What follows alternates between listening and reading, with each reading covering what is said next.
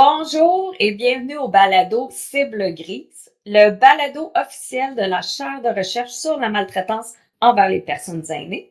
Je suis votre animatrice Mélanie Couture, professeure agrégée à l'École de travail social à l'Université de Sherbrooke et titulaire de la chaire de recherche sur la maltraitance envers les personnes aînées.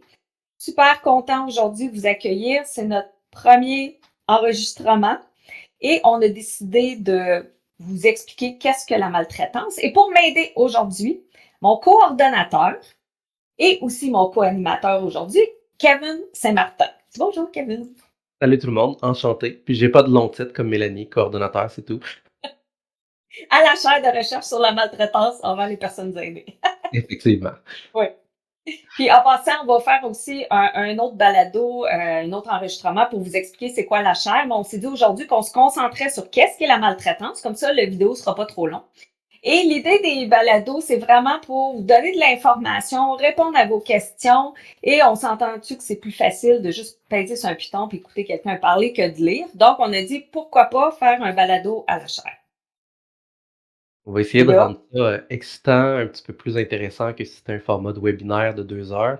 Donc on va essayer de garder ça compact, punché. C'est sûr que oui, là, la définition aujourd'hui, c'est peut-être pas le contenu le plus excitant, mais il faut commencer par là. Fait qu'on va passer au travers, puis après ça, on va pouvoir lâcher notre lousse un peu plus. oui, c'est ça. Donc, Kevin, ce qu'il va faire, c'est qu'il va premièrement la lire de façon plate et linéaire. Ensuite, on va la commenter. On va la défaire en petits morceaux, puis vous commenter, puis vous expliquer certains aspects de la définition. Puis ça va vous aider aussi à mieux comprendre en même temps. Fait que vas-y, Kevin, lis-nous ça.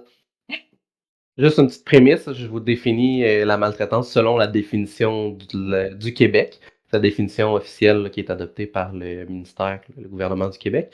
Mais il existe plein de définitions de la maltraitance. Fait que si jamais la définition que vous connaissez, que vous aviez entendue avant, c'est pas exactement la même que je vous présente, ça se peut, c'est normal. Il y a la définition de l'OMS. Il y a eu des définitions québécoises avant celle-là. Celle qu'on vous présente, c'est la version la plus à jour. Mais il y en a 2022. Il est 2022. dans le plan d'action ministériel pour contrer la maltraitance 2022 aussi. Mais il y en a plein d'autres, du moment qu'on est capable de s'entendre sur les principes de base, donc qu'on se comprend bien, ça va. Oui, puis Donc, aussi, non, mais je veux juste ajouter que je pense que c'est important de savoir que sur le site web de la Chaire, il y a justement cette définition-là avec tous les types aussi de maltraitance. Ça a été tout développé en collaboration avec le Centre de recherche et d'expertise en gérontologie sociale, le CREGES, et aussi le secrétariat des aînés du ministère de la Santé et des Services sociaux. Et c'est ça là, qui est actif présentement, c'est cette définition-là qui est utilisée au Québec. Comme Kevin dit, des fois, pendant le balado, on va vous expliquer des choses qui se passent ailleurs dans l'autre pays. On va aussi le mentionner, le spécifier à ce moment-là. Donc, là, je pense qu'on est rendu à la lire, la définition, voilà. Kevin. On met du suspense, là, juste pour vous Oui, c'est garder plus ça. longtemps. C'est ça. Vas-y, Kevin. Donc, la maltraitance, c'est quand il y a une attitude, une parole, un geste ou un défaut d'action approprié, singulier ou répétitif, qui se produit dans une relation avec une personne, une collectivité ou une organisation où il devrait y avoir de la confiance et que cela cause intentionnellement ou non du tort ou de la détresse chez une personne adulte. Là, on parle de maltraitance envers les personnes aînées depuis tantôt, mais dans la définition, c'est personnes adultes. La nouvelle version de la définition inclut aussi la maltraitance envers les personnes adultes vulnérables ainsi que les personnes aînées. Donc, Mélanie, je ne sais pas si tu veux nous expliquer les nuances de qu'est-ce qu'on entend par personne vulnérable. Oui, c'est ça, il faut faire attention, c'est pas personne vulnérable, c'est personne en situation de vulnérabilité. Ce que ça veut dire, c'est que ça peut être temporaire aussi. Donc, c'est pas la personne qui est vulnérable, mais c'est dans la situation dans laquelle elle se retrouve. Et ce que ça veut dire globalement, c'est que la personne est temporairement ou de façon plus permanente a des contraintes qui fait que c'est difficile pour elle de demander de l'aide ou qui est juste impossible pour elle de demander de l'aide. Donc, c'est comme ça qu'on définit une personne en situation de vulnérabilité. Ça peut être quelqu'un qui a des troubles cognitifs, ça peut être quelqu'un qui a une maladie qui lui empêche de prendre des décisions, donc demander de l'aide, comme par exemple quand on est déprimé, hein, vous savez comment que ça peut être difficile des fois d'aller chercher de l'aide. Donc à ce moment-là, on peut considérer que la personne est en situation de vulnérabilité. Comme Kevin dit, la définition c'est pas juste pour les personnes aînées maintenant, c'est pour les personnes adultes en situation de vulnérabilité. Les enfants, c'est une autre définition à part, donc là, on est vraiment dans les adultes ici. Oui, on n'ira pas piler sur le terrain de la dépit.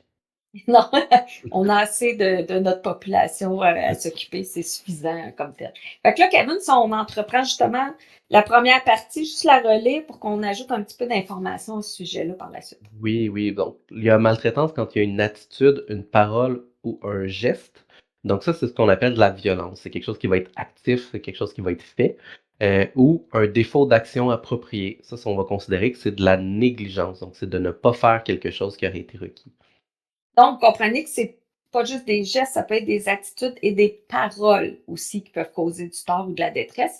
Et l'autre point important, c'est l'aspect de négligence. Donc, quand que la personne a besoin d'aide ou qu'il a besoin de quelque chose et qu'on n'agit pas, donc on a un défaut d'action appropriée pour la situation, on tombe dans la négligence. Donc, ne pas agir peut aussi causer de la maltraitance. Donc, ça, c'est important à comprendre.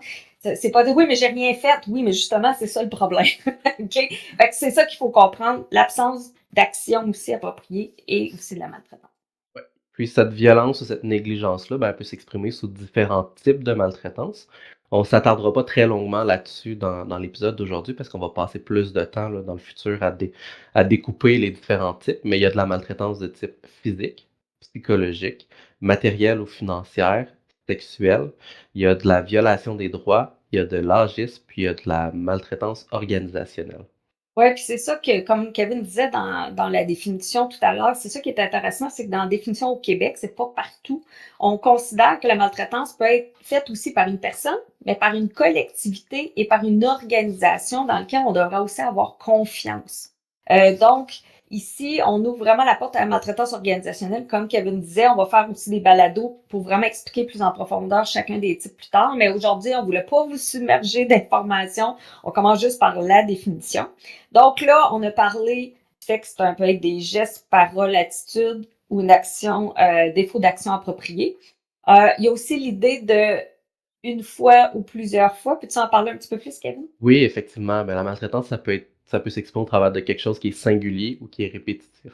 Donc, un geste qui est arrivé seulement une fois, ça peut être considéré comme de la maltraitance, ou quelque chose qui est répété, ça peut aussi l'être.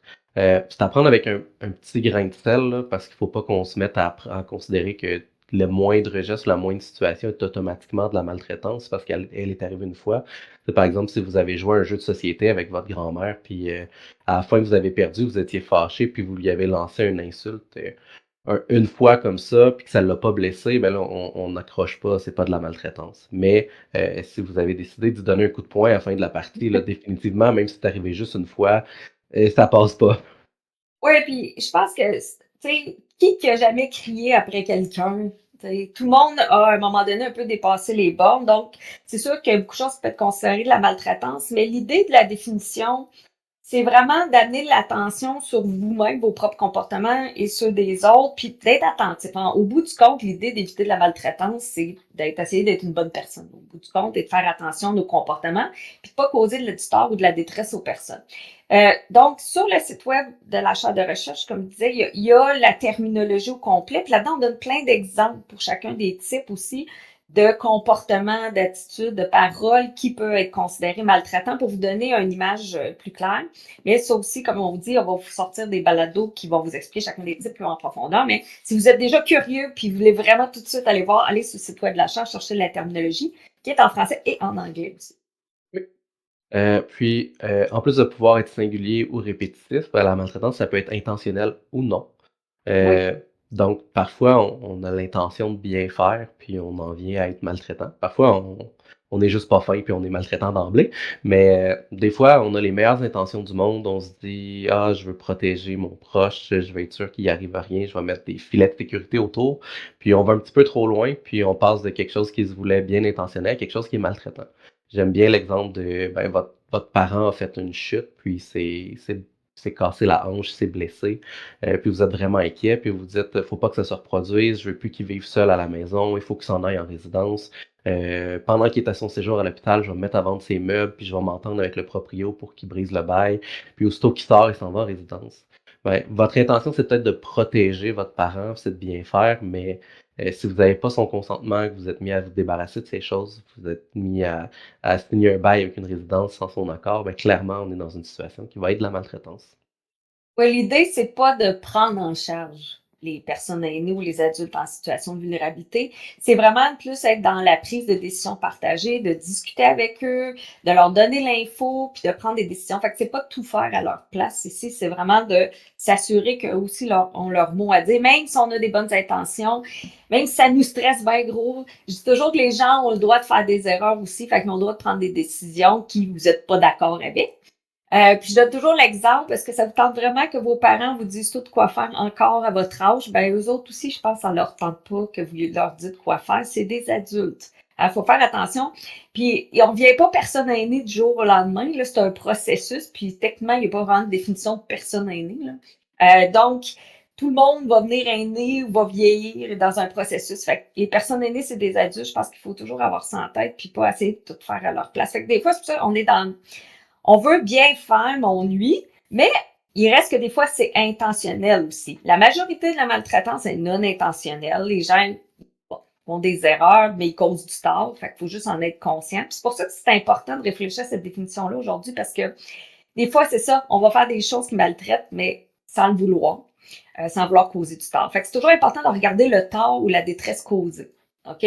Peu importe ce que vous faites, si vous causez du tort ou de la détresse à quelqu'un, il faut quand même s'y attarder.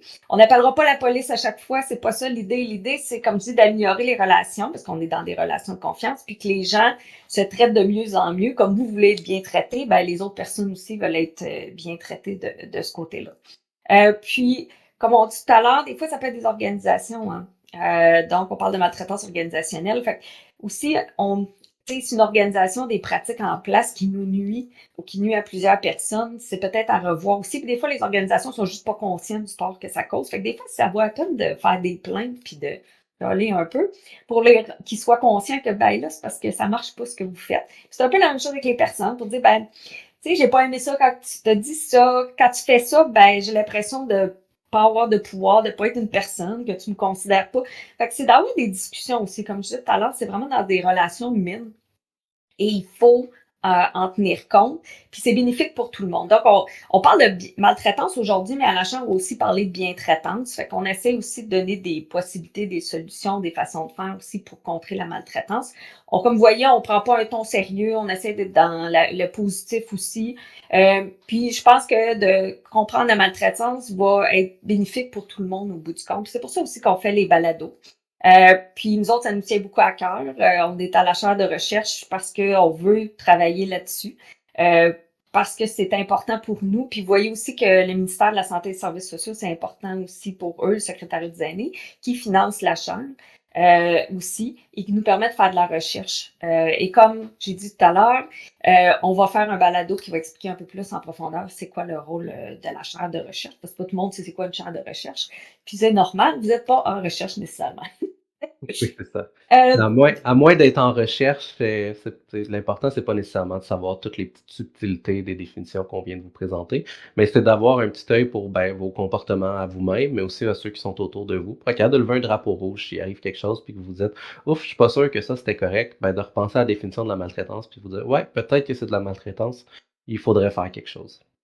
Ça, puis on veut pas vous laisser non plus pris avec vos questions, vos émotions. Donc, on vous recommande aussi, il y a la ligne aide abus.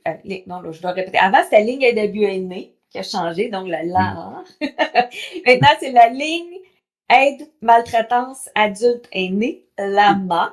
Donc, à la fin de chacun des balados, on va mettre les informations parce que c'est une ligne téléphonique que tout le monde peut appeler, les intervenants aussi, de 8 heures à 8 heures, 7 jours semaine. C'est un gros luxe d'avoir ça au Québec. Gênez-vous pas pour appeler, poser vos questions, sont là justement pour vous aider à gérer les situations de maltraitance. La chaire, nous, on est là pour faire de la recherche, puis vous donner de l'info. La ligne est là aussi pour vous répondre à vos questions qui sont beaucoup plus urgentes à ce niveau-là. Et il faut toujours se souvenir que s'il y a vraiment une urgence, il y a toujours le 911 aussi. Là. S'il y a du monde en danger là, dans la situation, ayez pas peur d'appeler le 911 non plus.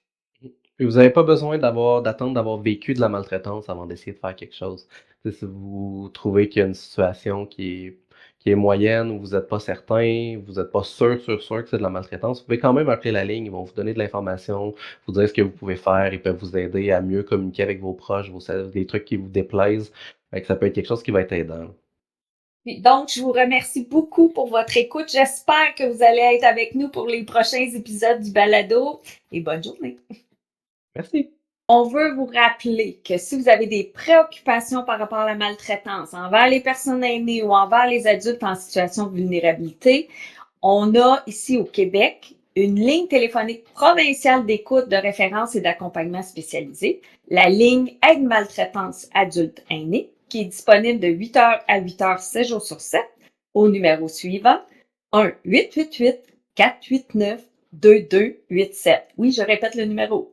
1-888-489-2287. Merci beaucoup.